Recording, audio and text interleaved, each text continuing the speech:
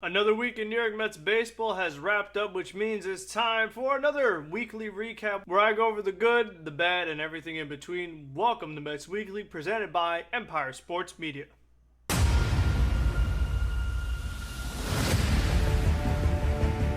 3-2, Vader swings and misses, strike three. He struck him out. 5 Met pitchers combined for the second no-hitter in New York Mets history.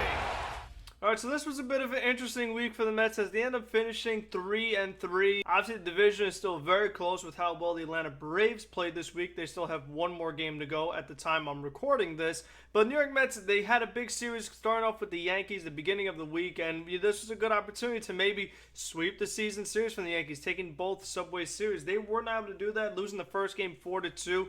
Definitely was a frustrating one because the New York Mets did not have too much offense going, and it seems like they got out of their element going up against Domingo Germán. For the majority of this game, Domingo Germán had a very reasonable pitch count, which is something that the New York Mets have really been not letting pitchers do. And I think that maybe it has something to do with how exhausting the Philadelphia game was on Sunday, with the big comeback and the rain delay and the doubleheader on Saturday and the big week against the Braves. And maybe all that combined lets the Mets have a bit of sleepy bats coming into New York against the Yankees. But it definitely was very frustrating because Germán has not been great this year for the Yankees, and Max Scherzer definitely didn't have his best stuff. He had some mix-ups with James McCann. Looks like that's been resolved. Max Scherzer's second start this week was much better. Obviously, much different competition, but still, this was not the way you want to start off the week, losing that first game 4-2. But New York Mets followed up by losing the next game 4-2. But it was a bit of a different story in this game because New York Mets had a lot more offense. Even though they had the same amount of runs, they had way more opportunities, and they just stranded so many runners on base. It was very frustrating. This is a rough game for Daniel Vogelbach. He had a couple strikeouts, something he's done a great job of avoiding. He left 5 guys on base for the game. He had a big double play. He has a messed up hamstring right now. He's not the greatest runner in the world on a fully healthy hamstring, but even though we like to enjoy him running and it gets all over social media, when his hamstring's messed up, he's even slower. So there was a double play ball where you feel like maybe most hitters have an average chance at being out, but Vogelbach had no chance with a messed up hamstring. So that's something it looks like he's going to be dealing with probably for the rest of the year because Daniel Vogelbach has been playing through it. He's just been DHing, so he's not really running much at all. And it's not something where the Mets are going to like, oh, well, we're going to have Vogelbach sit for a couple weeks. I don't think that's the plan right now, and the hamstring doesn't just go away if you're constantly playing every single day. So it looks like it's something he's going to deal with the rest of the year. And he's not the first player to go through something like that. Starling Marte is still working through a groin injury. He got the game against the Rockies off the last game of the series because he's still dealing with it. Jeff McNeil, his stitches in that finger aren't going away anytime soon. Francisco Lindor has a fracture in his finger. So that's just what happens throughout the course of the Major League season. But the Mets have a lot of tough guys that they play through it, and they're going to finish the season with all the different nags and bumps that they got along the way. So it definitely was a bit frustrating when you saw Joely Rodriguez just completely implode. What else is new? Whether it was lucky or unlucky, what have you, he just was not able to get the job done. And even the ninth inning, the Mets had plenty of opportunities, were not able to come through. So very frustrating. Not how you want that series to go against the Yankees, especially on the whole New York aspect of it. You would love to have at least won the series. They got the day off on Wednesday, came back on Thursday to face the Colorado Rockies, winning the first game 3-1. Jacob Saigram was on the mound, 6 innings, only giving up the 3 hits, 9 strikeouts. Looked much better than his previous start against Atlanta. Seth Lugo, it was a bit unlucky. There was some weak contact. There was a walk, but he was able to get out of a bases loaded jam. They ended up having Edwin Diaz pitch the 8th inning, so we saw that yet again going through the heart of the Rockies' order. And then Amadavino pitched the 9th, so that was really good to see. As far as offensively, you're looking at a home run from Pete Alonso and an RBI from Francisco Lindor. That's been the recipe of success for the Mets for the majority of the season, and that was the case here. And the Mets, this is another game where they did have plenty of opportunities. You know, Tyler Naquin had a couple of hits, Jeff McNeil had a hit, but, you know, Brett Beatty striking out a couple times didn't help. He had a hit as well. But the New York Mets, they just weren't able to string those hits together. You know, even though Nimmo got on base 3 times, Starling Marte not getting on base at all, they weren't able to capitalize. So they won 3-1. Definitely should have been more runs than that. The Friday game, this one was a very interesting one. Chris Bassett was on the mound. He went 7 1/3 innings, getting up 8 hits, 4 runs, a walk. You know, he's trying to work his way through the 8th inning. And New York Mets really pushed Chris Bassett in this outing, even though there were plenty of base runners throughout the course of the game. And I feel like this has something to do with the way Buck feels about the bullpen.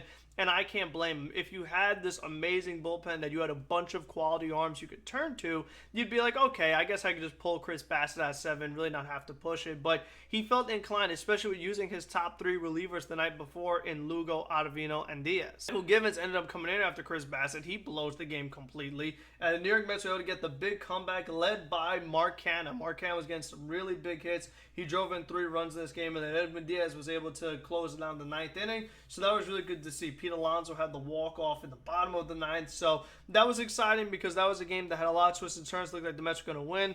Looked like they were going to lose. Then they were going to win. They were going to lose. They ended up winning. So that just shows the kind of fight and the comebacks New York Mets have had all season long. I really shouldn't be that difficult against the Colorado Rockies, but when it gets this late in the season, every win is very important. So that definitely was a big one, not just completely falling apart and losing that game after Michael Givens struggled. Saturday again, this is another really close one. Brandon Nimmo started everything off with a home run. That was really nice to see. Starting Marte drove in a run. Brandon Nimmo drove in another run later on. David Pearson, 6 innings, 4 hits, no walks. So very nice start from David Peterson, looking much better than his previous start against Philadelphia. We'll see if Peterson gets another start. Carlos Carrasco is expected back pretty soon, so I'm curious to see how the whole David Pearson experiment works. Does he get another start? Does he get moved to the bullpen? Does he go back to AAA? It's definitely been a tough year for David Pearson just to get any level of consistency. He's just been that spot starter for the Mets. I think he's done a really good job in that role. Been better than we expected in the beginning of the season. He's done a lot for this team with all the different things that happen, injuries, doubleheaders, things like that. So Peterson's been a big boost for the Mets this year. Seth Lugo looked phenomenal in the 7th inning. I really liked what I saw from him. We'll get to him at the end. Trevor May, really good 8th inning, and Adam Avila scoreless 9th. So what I liked about that game was you had a really good bullpen performance finally, and you didn't have to use Edwin Diaz, didn't have to warm Edwin Diaz up. So these other guys step up. Lugo, May, Ottavino, of course, as he has most of the season. That was really encouraging to see. And the last game of the series against Colorado, this was extremely frustrating, losing 1-0. New York Mets getting dominated by German Marquez. Marquez had 2 good starts against the Mets last year. When they played Colorado in Colorado this year, the Mets were able to do really well against Marquez, but this time, German Marquez had it rolling, and it's just very annoying because he's not a good pitcher. So to see him do this well against the Mets line was very frustrating. They didn't have much going on. I mean, for the majority of the game, their only hit was a Jeff McNeil hit. Brett Beatty got a hit later on. Pete Alonso got a hit, but that wasn't until the 9th inning going up against Daniel Bard. So to see the Mets, striking out a lot, Nimmo striking out a couple times, Tom Nick was striking out a couple times. I really wanted to see a sweep here. The Braves losing 1 game against the Cardinals, that kind of helps. Hopefully the Braves lose again. This way the Mets don't lose any ground. They can kind of just stay where they're at right now, because after this loss, they're down to a 2.5 game lead. So no matter what, it's just been close, and it feels like it's going to be that way all year. The Mets really need the Braves to get on some kind of losing skid, lose 4-5, 5-6, something like that. And the New York Mets obviously need to win those games that Atlanta loses. They mentioned the stat that New York and Atlanta, if the Mets lose, the Braves win. And if the Braves lose, the Mets win. So it's very rare we have both teams lose at the same time. So they're going to need some help from the Redbirds for sure. Let's get into some more of these observations. Max Scherzer in his start against the Yankees, like I said, he did not have his best stuff, but he was pushed probably more than he should because we knew he didn't have his best stuff, but he still had to keep pitching because Buck Showalter, he can't have much faith in this bullpen, especially again with what they had been through the past week, the doubleheader, the rain delays, like I talked about earlier. So he really had to push Max Scherzer when he really shouldn't have had to.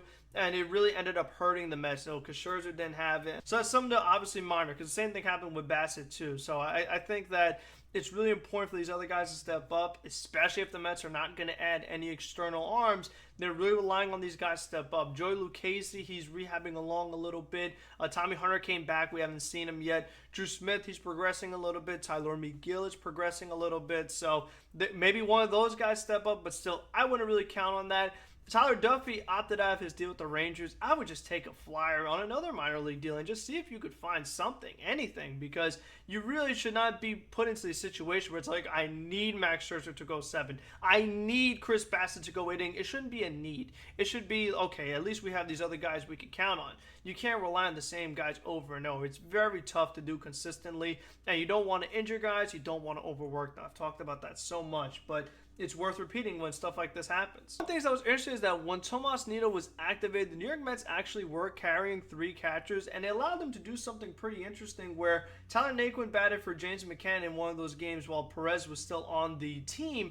And I just think that having the 3 catchers when you have the 2 catchers struggling so much offensively, it's not a bad idea to have a third one. This way, if you wanted to pinch hit one of them, you're fully able to, because you don't have to worry about, oh, I have no backup catcher, no emergency catcher. We always see that line of thinking from so many managers where it's like, oh, can't pinch hit for the catcher because you won't have an emergency one. I thought that was something interesting. Obviously, Perez ended up getting sent down a couple of days later, but something to consider if the Mets do end up going 3 catchers again later in the season. It does give them that extra option for flexibility purposes. Now, here's one of my things I really did not like this week was Tomas Nido, how much he was bunting, particularly in the series against the Yankees. It was like by the 5th inning, this guy was dropping down bunts, and it was 2 bunts in the same game. And it's like, okay, I understand, like I just said a little while ago, the New York Mets catchers have not had good offensive seasons, but it should not get to the point where every time Tomas Nido is at the plate, he's dropping down bunts. It's like, come on, you got to be able to swing the bat at least a little bit. So that just shows you how little confidence, we talked about the little confidence Buck has in the bullpen. The same can be said for how little confidence he has in Tomas Nido at the plate, that he feels obligated to. It's like, oh, we need Nido to bunt here. Can't have him swing the bat. That really is disappointing to see. And with Francisco Alvarez dealing with the ankle injury right now, we don't know if he'll even be back this season. It looks like, well, again, one of these guys is going to have to step up, whether it's McCann, who's played slightly better offensively, very slightly, because of how bad he had been earlier. I liked what I saw from Michael Perez, but he got sent down. So it's just interesting to me how the Mets are going to manage this, especially when you're down multiple runs. Again, in the 5th inning, we're dropping down bunts. It's just something I'm not a big fan of. So I talked earlier about Buck pinch hitting for McCann. I didn't like that he did not pinch hit for Tomas Nido in the 8th inning in one of the games earlier in the week. It's like, okay, well, again, you have this perfect opportunity where if you have such a low confidence in Tomas Nido that you're having him drop down bunts and you have Marcano right there on the bench, why are you not using him when you're having Tomas Nido bat? So that just doesn't really match up philosophy-wise on how Buck feels offensively about Nido. Again, I know the whole emergency catcher thing. And this was just a rough week for Michael Givens. This last game against Colorado, Givens gives up a hard hit double. He was able to get a pickoff, but then he gives up a hit. He gives up a walk. You know, every at-bat is a bunch of pitches because he has such a tough time throwing strikes. He's really frustrating to watch, and it's just how many times we talked about, but the bullpen with the trade deadline, this is the one guy you got, really.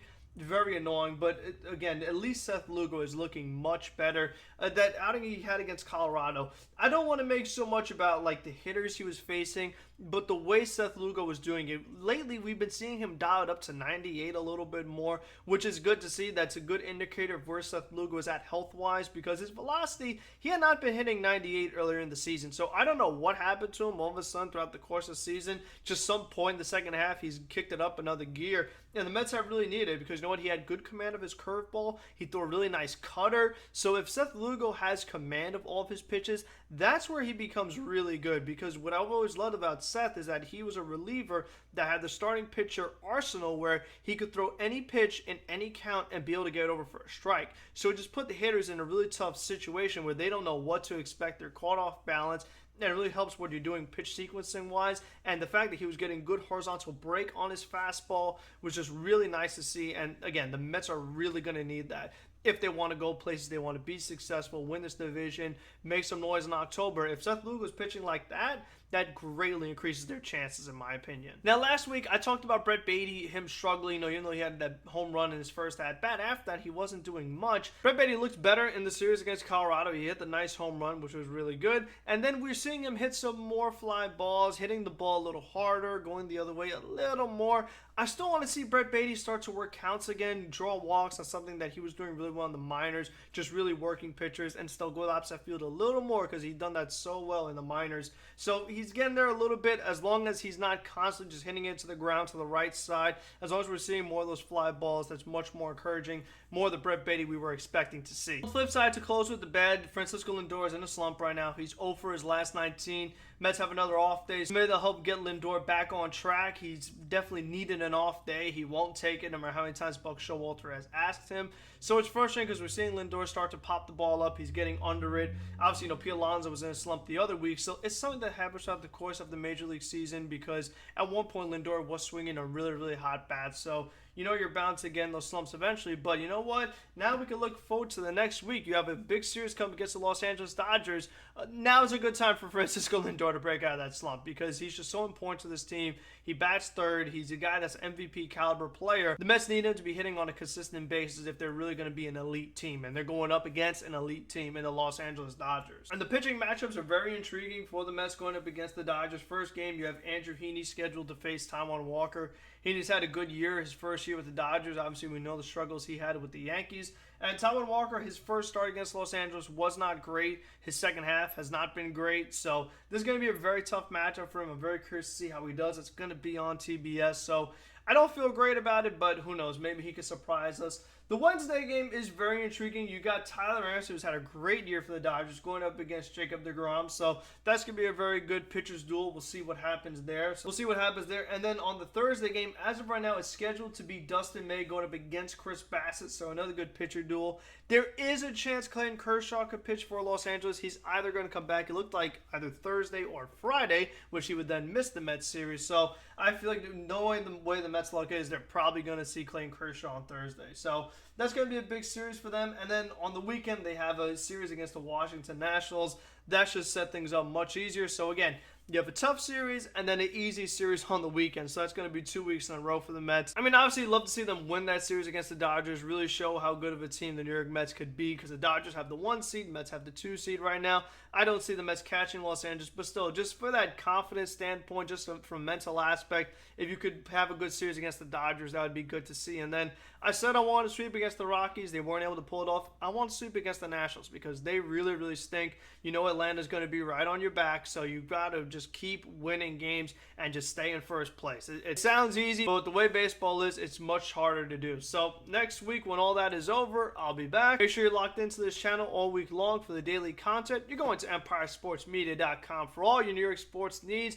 If you enjoyed this video, make sure to leave a like, comment down below. What are your thoughts on the Mets in general this week, next week, going forward? And if you're new to this channel, make sure to subscribe. Subscribe to everybody from the Mets Weekly crew. Everybody's links are in the description. I've been Frank About Sports. Until the next one, let's go Mets. Thanks for watching.